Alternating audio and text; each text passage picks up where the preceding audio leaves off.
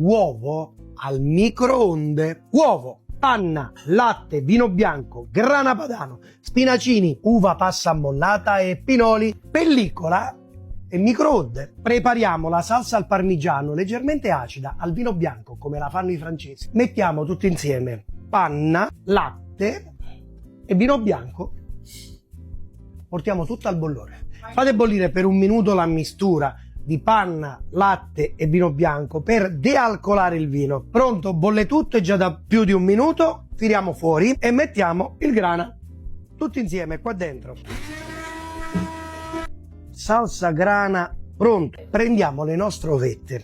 Cosa facciamo? Un goccino di olio lo mettiamo qua, ci servirà per non far attaccare il tuorlo, mentre invece l'albume qua dentro. Rompiamo l'uovo e con delicatezza mettiamo tutto l'albume qui dentro.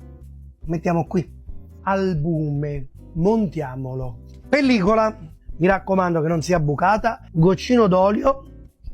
Usate pure le vostre mani o un pennellino se volete, e se volete esagerare una presa di parmigiano, prendete il vostro albume e lo mettete qua nel centro, fate una nuvoletta, chiudete a sacchettino senza esagerare, non stringete troppo, e adesso lì nel microonde, nuvoletta, forno, 10 secondi a media intensità. Pronto? Diamo di là. Saltiamo gli spinacini in maniera molto semplice: sale, olio, 2 pinoli e un po' di uva passa ammollata. Non fateli stare troppo tempo, giusto il tempo che il vapore si crei. Spinacini pronti, appena cottati, ci rimane il tuorlo da cuocere, sarà appena scaldato e lo porteremo tra i 65 e i 68 gradi in maniera tale che rimanga cremoso.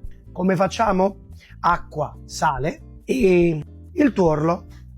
Basteranno 2 minuti, l'acqua sta tra i 75 e gli 80 gradi, 2 minuti e siamo pronti. Impiattiamo e partiamo da salsa al parmigiano, la nostra nuvoletta, 2 spinacini che faranno da nido al tuorlo.